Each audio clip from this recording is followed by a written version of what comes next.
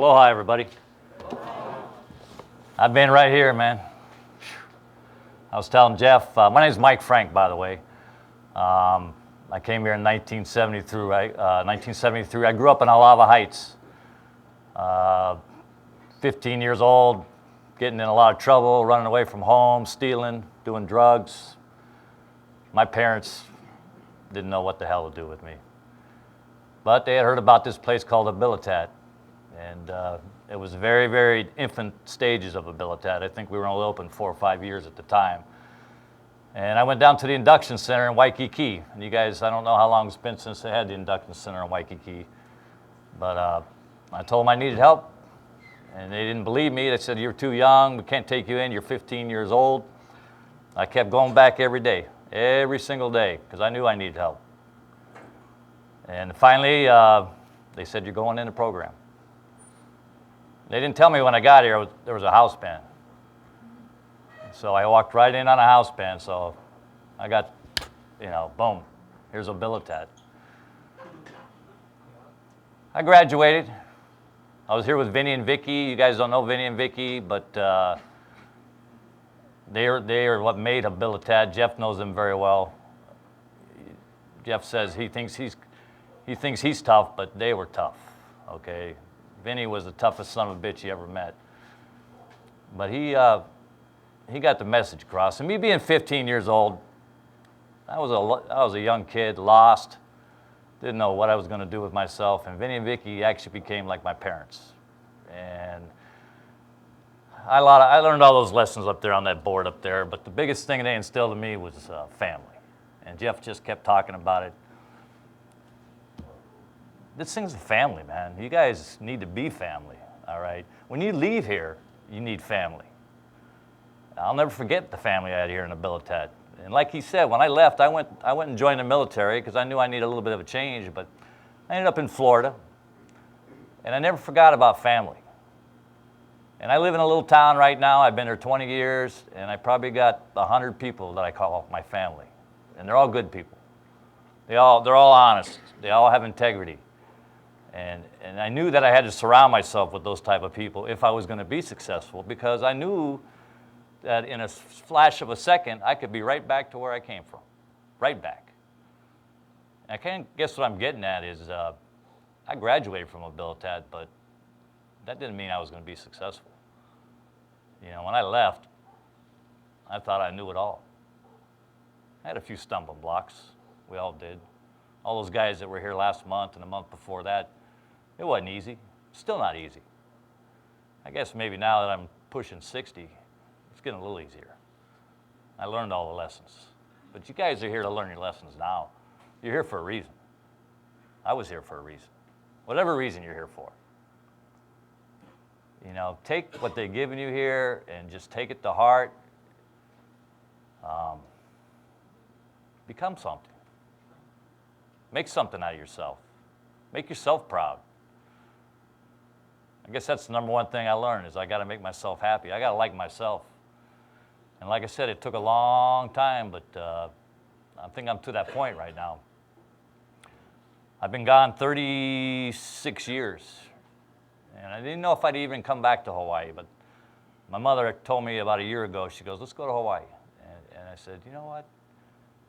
I need to go back to Hawaii." And you want to know the first thing I thought about? Was coming back here. Exactly. When I came over, I'm in Pearl City, that's where I'm staying right now. When I came across that H3, through that tunnel, the memories just hit me right in the face, everything. I was shaking.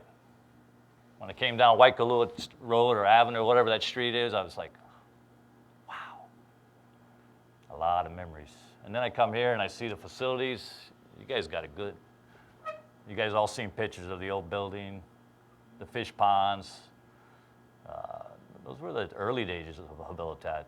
And you guys, you got a nice place here. You got a nice staff, a great staff. And Jeff mentioned our Facebook page. One of the old residents that I was here with started that about 2.5 years ago. And within a week, we had 80 people. 80 people from the 70s. And we communicate almost on a daily basis, not in person, but through Facebook, through different social media. And a lot of us have made it, and a lot of us haven't. There's a lot of guys out there that are gone, they're dead, they're in prison, they're on the street. And like Jeff said, I had dinner last night with about 8 people from the 70s, and they've all made it. And one of them said how lucky we were that we made it, and they didn't make it. And I got home and I said, I was lucky that I got Habilitat. That's where I got lucky. But the rest of it's on you, man. The rest of it is all on you, okay? You got to take what these guys learned, and I know it's probably heard this over and over and over, but you have to make it happen. It ain't easy. It's never going to be easy because we're all dope fiends. We're all looking for the easy way out. And you see where that gets, you know people that are on the street right now, I'm sure all of you. There is no easy way. There is no free lunch. And I'll tell you the thing I think I learned the most, and it stays with me the most, is I learned about integrity, about honesty. No negativity. I don't hang around with any negative people, any kind of drama. If you're not a good person, I'm not going to be around you. I made that choice. I made that choice a long time ago. And that's why I have a bunch of friends, and I have my second family. Wow. It's been a long time. I didn't think I'd actually see what I saw tonight, but it brought back a lot of memories because I was there. I've been in dish pans, you know, I've been in house bands, and it works. It works. You just have to make something. You have to make it happen. I know that's easier said than done, but I'm glad I got the opportunity to come here tonight. Brought back a lot of memories. I hope you guys make it. I really do.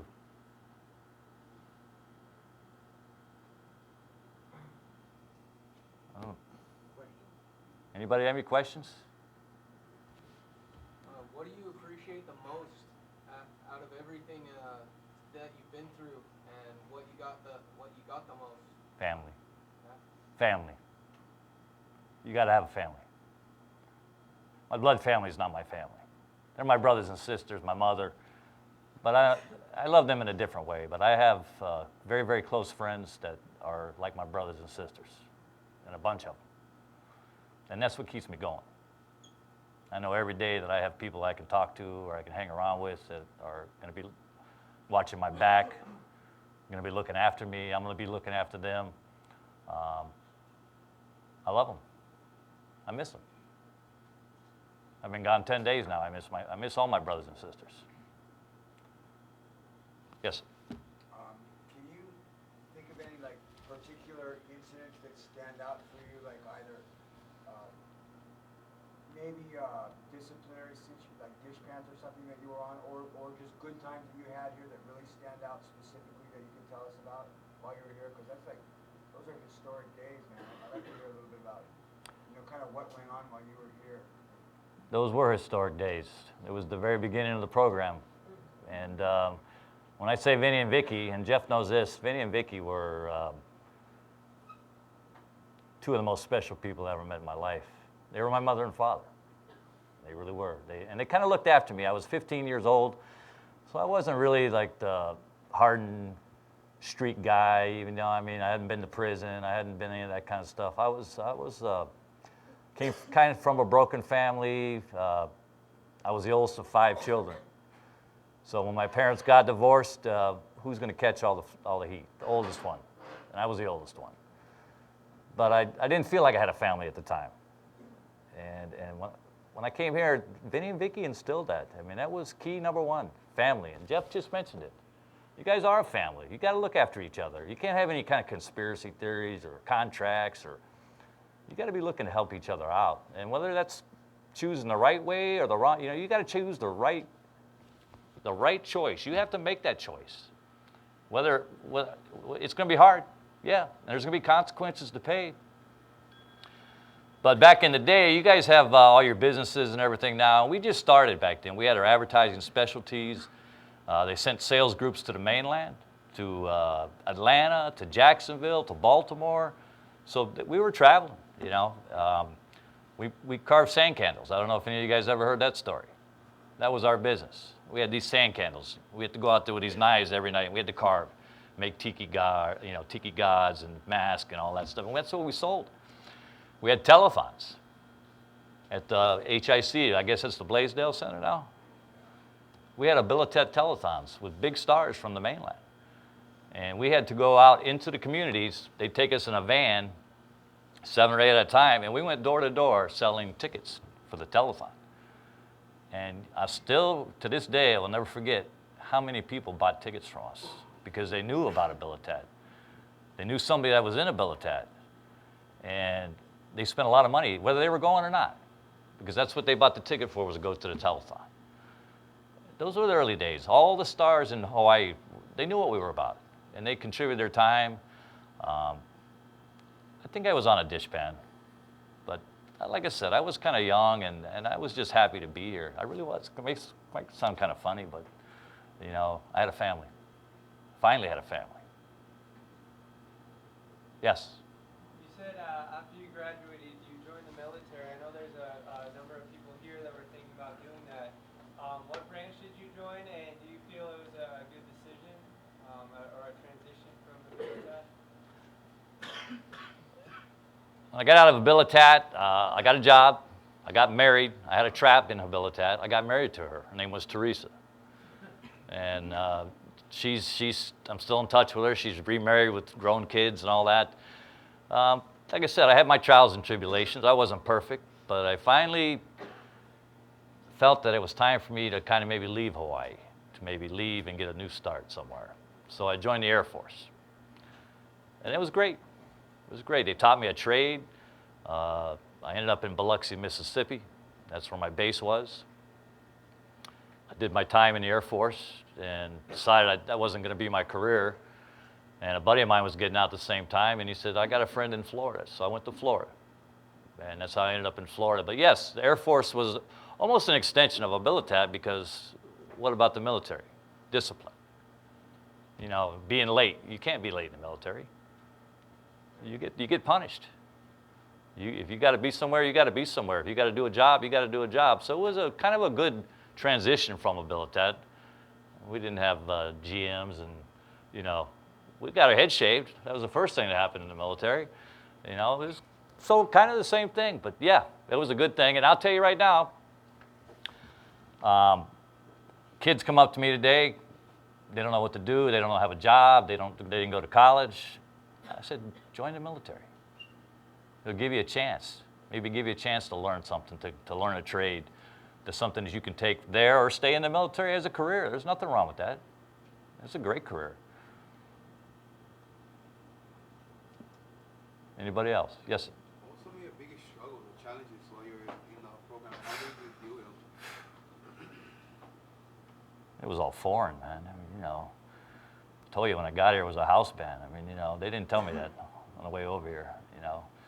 So right away, but encounter groups, phew, I dreaded that for the longest time. Every Monday, Wednesday, and Friday. Oh boy. You still got the slip box? Okay. Same thing, yeah. Those were the days. The marathons. And Vinny and Vicky ran the marathons. I mean, it was pretty intense. The music from the marathons, I still play it. You know, Isn't It a Pity? I don't know, they still play that song? Yeah. Okay. We've updated the music. Probably a little bit, right? But yeah, yeah. Most of these people weren't born then. Saved my life, Habilitat. And like I said, I don't think luck had anything really to do with where I'm at today, but finding Habilitat was luck. And I'm grateful for that. Very grateful. It was never easy. Never easy. Felt like giving up lots of times. I could have left. I was volunteer. I could have left any time I wanted to. But I think I knew deep down inside that that wasn't the right answer. So I stuck it out. And back then, re-entry was at the other facility. I guess where the administration is now, at the hospital. We had a whole different facility we went to, and that's when we were allowed to have a trap. We were allowed to have a job that we went outside and and the sales. We went, we cold called the businesses in downtown Honolulu. Knock, knock, we're from Habilitat. What can we do? Most of the time we got in. They let us come in because they knew even back then that we were something that was helping the youth of Hawaii. And we got a pretty good reception, and we did pretty good. It enabled us, you guys, to be where you're at right now. Yeah. Yes? Did going through Habilitat help you transition into the military? And what was your experience while you were in there, and how did you use what you learned at Habilitat while you were inside the Air Force? I was 23 when I went in the Air Force, so that was a few years after that. And I was a man among boys, and I'm not saying that in an egotistical kind of way, but after being through here, the military was a piece of cake, okay? It really was. It was like I was an elder in the military, and because I had a lot of experience at that age. And I tried to help a lot of the young guys. When I was in boot camp, there was 2 or 3 guys a day that wanted to go home to mommy. And they did. They let them out because they weren't going to be any good in the service. I tried to help them. And Habilitat will make you ready for anything if you can survive. You'll be leaps and bounds ahead of anybody else. I mean it. Yeah. Can you give us some background on how Vinny and him used to interact with you guys? Your relationship, how he was that man, and Vicky, how she was back then. I said they were both tough as nails, but you knew they cared about you. Okay, they showed that side too. Vinny was like a hammer. If you messed up, the wrath of God was coming down on you. And Vicky was just as tough as Vinny, maybe tougher. And I know you guys know Lila. Lila was, I think, the same age. I think she's my age. She might be a little bit younger. She was around all the time too, but we had our staff was pretty tough too. And it was just, Vinny was Vinny. He was an ex-heroin addict, came out here, started in Kailua, at the house in Kailua. I'm sure you guys have all heard the story. And then they came here. If you did what you needed to do, everything was okay. But like I said, don't run into Vinny or Vicky, because you were gonna feel it. We had the general meetings all the time. My sister was in Habilitat. She didn't make it. She's made it now.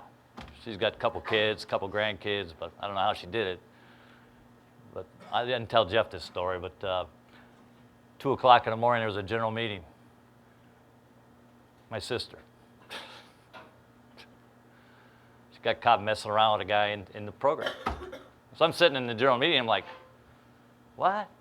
Yeah. That was kind of embarrassing, but she was gone. But like I said, she made it. Karen White. I know you guys get to go to Karen White still. I couldn't believe that when Jeff said, we're at Karen White's today. I'm like, 40 years later.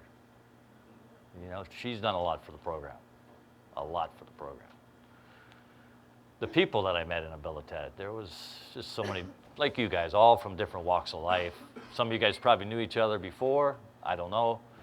But there were some real characters. Real characters. We had people coming from the prison system. Some going back to the prison system. Young people, old people. I had dinner with Mona last night. She's 83.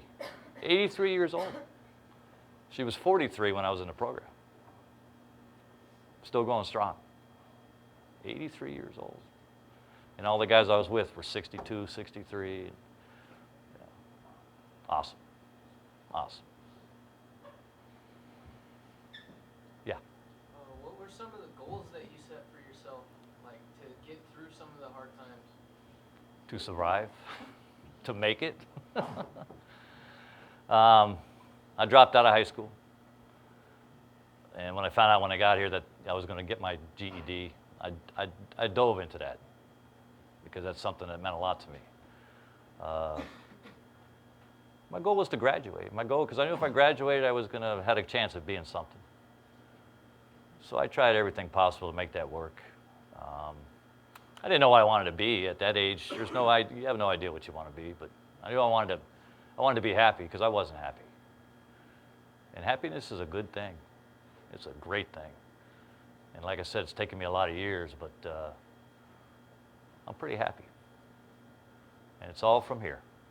All the lessons learned are from here. Every bit of it. I didn't think about it every day, but like I said, when I knew I was coming, a year ago I planned this trip. And the first thing I thought about was coming back to Habilitat, to my roots, to my roots. Yeah. How was games back in your day, 40 years ago? Intense. Intense? Intense. Benny and Vicky, once again. Have you seen, do you get to watch the movie Place of Change? The old movie? When was it made? The black and white one with the gates? Yeah, Yeah. some of them I've seen. If you ever get a chance to see that, there's some pretty good footage in there of the games. Yeah, really, really intense. I know you guys probably got intense games too. That freaked me out the first time I had a game, you know. But that was the way you survived because, you know, no violence, no threat of violence. All you could do is scream and yell. And we screamed and yelled.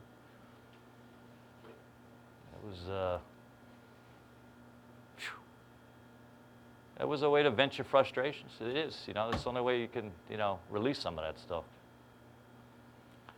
You guys got it now. You got a basketball court, you got a weight room, you got aerobics. All we did was calisthenics, maybe a little stretching. You know, that was about it. We had morning meetings. That was always a good time. Yeah, always a good time. There were some good times. There was a lot of good times. A lot of good people. When you think back, do you remember more of the good times, the hard times, and what stands out?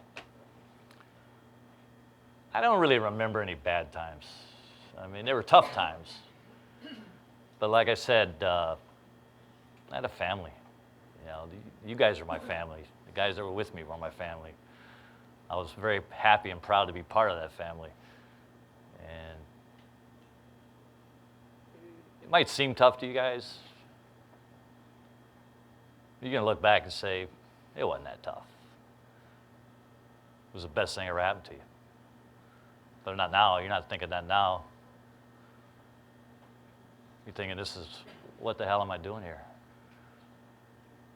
Why am I here? But you're here for a reason. You're all here for a reason. You wouldn't be here. Take advantage of it. It'll pay off. I promise. I'm living proof of it. The guys over here, Pasquale and Dennis Glendenning, they're all successful. And they are very successful, and they're very happy. They have families, and they're living the dream. That's how I feel now. I'm living the dream. But it takes work. Now that you've been out for a while and you're in Florida, what do you find yourself doing for work, for hobbies, keeping yourself busy, that type of thing? Well, when I got to Florida, I don't know how I ended up in the car business. I ended up in detailing cars at a dealership. And I kind of worked my way up to parts department, body shop, service writer. I don't know, you guy that writes up the repair orders and all that. I'm in the perfect job now. I sell cars for a living, okay? And I say perfect job, and I'm an honest car salesman. You know, you hear the used car salesman. I'm not that way. I sell a lot of cars. I'm very successful at it because I'm honest. I love my job, but nobody can bullshit me. None of my customers can bullshit me because I've seen it all, okay? I've seen it all. I know when a guy walks in, wants to buy a car, whether I can take his personal check or he needs to go get me cash because I know what kind of person he is, just by talking to him in a few minutes. I've been doing that 20 years now. I've been at the same place for 17 years. I have a big following. I live by the ocean, the Gulf of Mexico. You talk about hobbies and stuff. I have a boat. That's my love of my life. I'm on the water every chance I get. It reminds me of Hawaii. What am I doing on the boat? I go by myself probably 80% of the time. It's a small boat. I'm thinking. Introspection. I'm thinking about what I got to do to make tomorrow happen. Like I said, I got a lot of friends, a lot of family. I'm involved with a lot of civic organizations. I'm busy. I stay busy. That's the key too. Idle time is no good. Yes? Are there any habits that you maybe picked up here that you still have today that like maybe something that really sticks out to you? Get up every morning and take that step forward. And I mean that. I try to wake up optimistic, okay? I try to wake up thinking good things and, looking at the positive. I don't have time for the negative. That's bad. You got to be positive about yourself, about life. I got accused a month ago from a semi-friend of mine that said I was too optimistic. I don't get that. How can you be too optimistic? And I'm an optimistic kind of guy, and that gets me through life every day. Bright side of the road. I try to have a smile on my face and just keep going. And like I said, I'm pretty happy. I think you might be able to tell that. Pretty content. Yeah, throughout the last 40 years,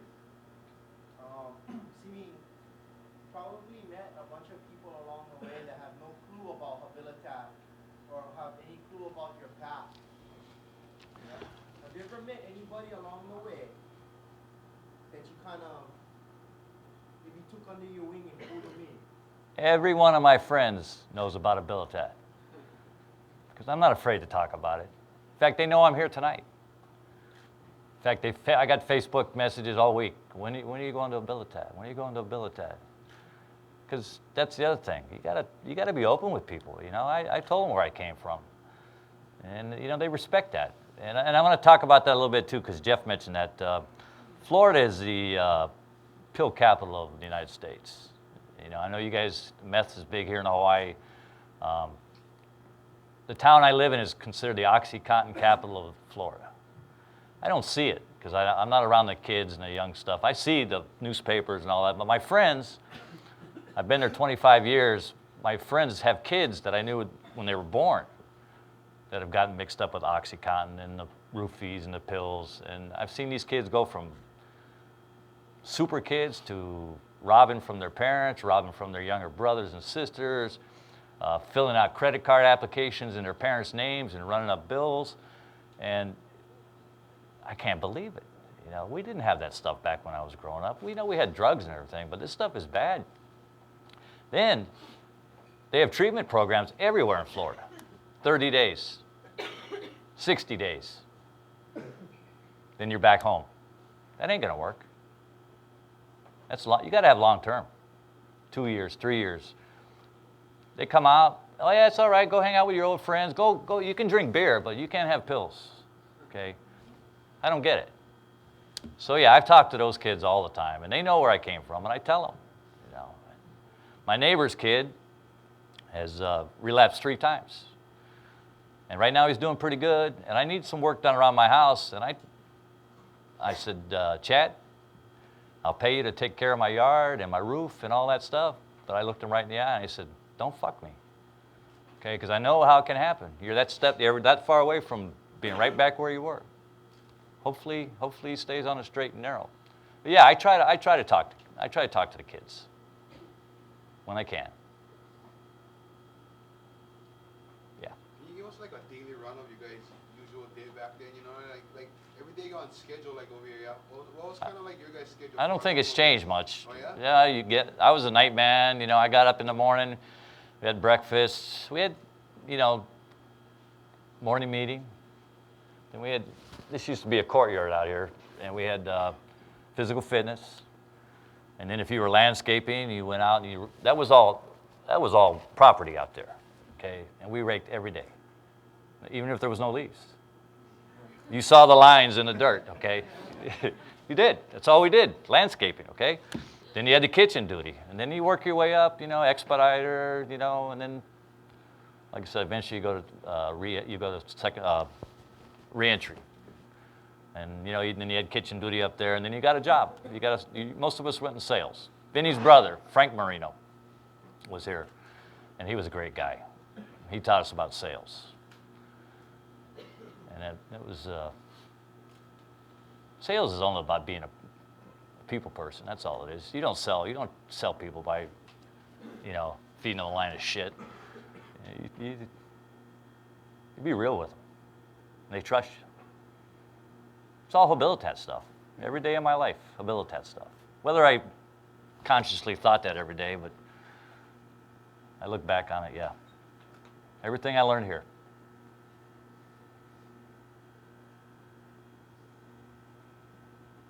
Yeah. What can you tell us about like Frank Cockett and all that? Boyson. He was another one that cast the characters, you know. He wasn't here when I got here. I think he might have been in prison when I got here. He had been here before, and then he came back, and he was a great guy. I hear all the stories now of people that I was here with, and I'm shocked by some of it. Not totally shocked by all of it, but that was a shocker. That was a shocker. I was pretty tight with him. I was tight with everybody. It was the ones that wanted to be part of the family. You guys, like I said, you don't know what you got right now, but this is your chance to do something with yourselves. It really is. I know it might sound kind of hollow because you hear it every day, but take advantage of it. Make something of yourselves. Life can be pretty good. It really can. You get to be my age. Some of you guys might be pushing my age, but you want to enjoy life. You don't want to be running from everything. You don't want to be in jail, on the street. I got my own house. You know, I'm secure. I got 5 cats. I live by myself. Yeah, it's pretty happy. Pretty darn happy. Yes. There have been some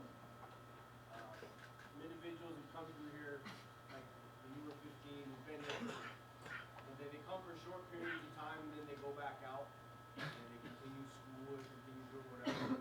What kind of advantage do you think you had? I know you kind of touched on it. I mean, compared to another maybe 18-year-old at that point who's maybe just first going into the workforce, like you graduating this place and then going out, what kind of advantage did you have over other people? Every advantage. Like I said, you come out of here, you got people skills, you got communication skills, you got compassion. You're leaps and bounds ahead of the guy that's your age. There's no comparison. And that should help you if you're going to get a job. You know, you sit down with an employer and you talk to him and communicate to him. You're mature. You've learned all life's lessons. Not all of them, believe me, I'm still learning them, okay, every day. But you'll have a big advantage, huge advantage. And like Jeff was telling me, you guys are doing the vinyl fences now. You're doing construction work. We didn't have all that. And you're working with outside companies like subcontracting. So you learn the skill. You graduate here. You don't think that employer is going to hire you over somebody off the street? Of course he is. So you guys got a direct pipeline into a future job, whether that be your career or not. Might be the military. Maybe go back to school, learn a new trade. But you got to get through here first. It ain't easy. It ain't easy. Yes. What was the difference, like, of your thinking before you came into Habilitat and then after? And then, was it hard to apply, like, what you learned here? Like, you were scared you were going to lose it? Like, your values and your morals and stuff? Every day. Every day. When I came in, I told you I was 15. I didn't have a clue. And I guess I was smart enough to know that I needed to get a clue. I knew that the direction I was going when I was at that age, even though I didn't really know anything, was not a good thing. But yeah, after I got out of Habilitat, I had some stumbles, some fallbacks, take a step forward, take a step back, take 2 steps forward.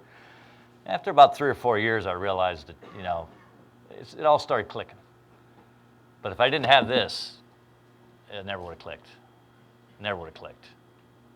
And it's a learning process. It's going to happen for the rest of your life. Something's going to pop up in front of you, an old friend. You're going to get weak. You're going to get your emotions involved. You know, it's going to be easy to go like, go do drugs again, or go do whatever you were doing before. It takes a lot of strength. And that's where having the people around you makes all the difference in the world. You got to have a support group. You know, when you guys talk in here, each other, when you got a problem or you got a concern, you're uptight, you're pissed off, you talk. You got to be able to do that.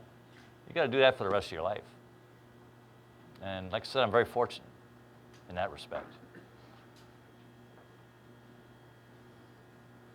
You said you were 15 when you came, so that means did you go to school from here? Did you get your GED here? Did schooling start here?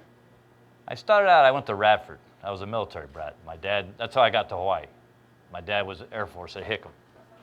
I think my freshman year, I might have went 30 days. I cut class. Sophomore, I didn't go at all. And yeah, when I came in here, I had the brains. I mean, I knew I had the brains. I didn't, so much was going on in my life that I didn't give a shit. So I got here, and we had our little schoolroom. Might have been over there. There was 2 outside civilian teachers that came in.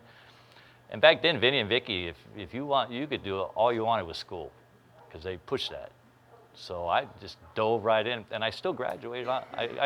We had our graduation ceremony at the luau, at the facility up at the state hospital, and I graduated on time. You know, when I was supposed to graduate in 1976 from high school, I graduated with my GED. So I felt pretty proud about that. I have that picture at home with my tassel and all the big lays. And we had a big class. We probably had 30, 35 people that graduated that year. And that was a big luau. Carol Kai, does anybody know that name? Yeah. She was there. I think Jimmy Borges might have been there. We had, the cast of characters, but that was a big deal, that luau. We did the luau, we dug the pit, did the pig. Those are good times, good times. Yes? What was the day that you graduated and what was that like?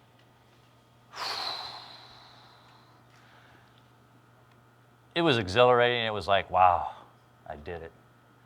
Because you guys are looking now. I know you're thinking about that day.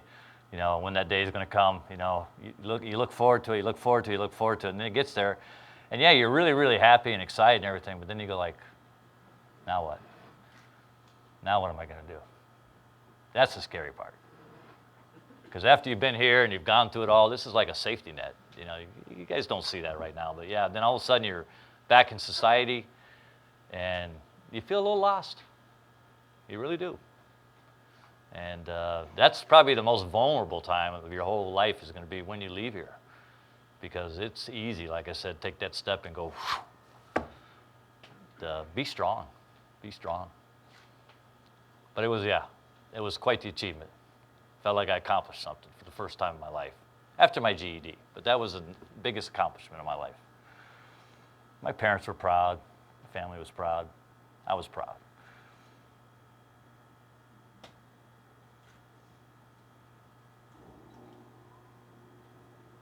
Anybody else? Just work hard and just remember that I'm living proof that it can work, okay? And I think that's why a lot of us come back here, because it does work. It ain't gonna be easy. Never gonna be easy. And I say that now, but I still got to be careful. It's easier now than it ever was before, because I've gone through all the hard knocks. I'm older, and but still, something could happen to me any day. I don't think so, but just work hard. Listen to this guy over here. Listen to everybody else. I just met Jeff, first time I met him, but I know he's the right guy. Tough love. You're going to get it.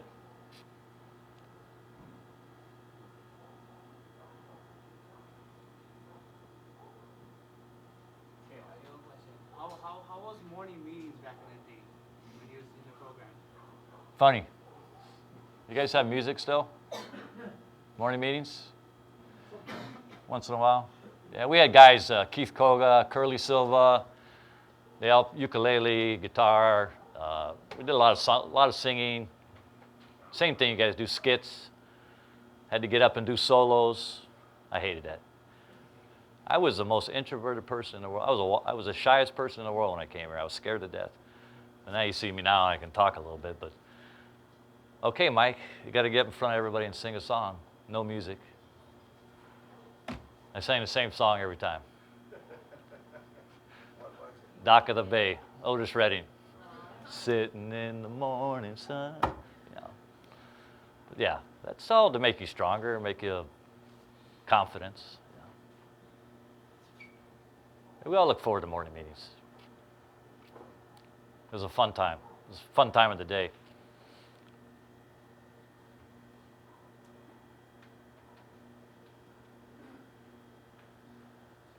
All good? Thank you, guys. You got one more? You guys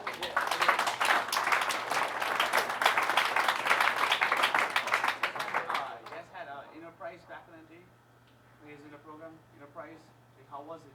Enterprise. Yeah. No, that's our sales department, combines acquisition, Christmas trees. Oh, we had it wasn't combined like that. I was in acquisitions where Jeff worked for Danny's wife, Sandy. I don't know if you guys know her or not. I don't know if she comes around, but she was my boss at acquisitions. We were in the program together. I didn't know Danny. Danny came after that. That was a separate thing over at a different part of Kaneohe where we solicit the public for donations and food and money and clothing and all that stuff. And then we had our sales department. But they didn't sell Christmas trees back then. No. Telethon, sand can, advertising specialties. Pens and pencils, calendars. I think we had an Aloha section where pens and pencils, calendars, we had made up. I don't know if they said Habilitat on them or not, but we went to all the gift shops all around Waikiki, North Shore, and they let us put them in the shop, and all the proceeds came to Habilitat. So we had guys that would go around and stock them, and I did that for a while too. And then I went into sales, yeah. Actually knocking on the door, ding, ding, ding. That was hard. Afraid of getting rejected, just like in here, you know. No, we don't want to talk to you. But almost everybody did talk to us. That was a good feeling. It's a good feeling being back here. It's brought me right back to my roots. And I appreciate being here tonight. And yeah, thanks.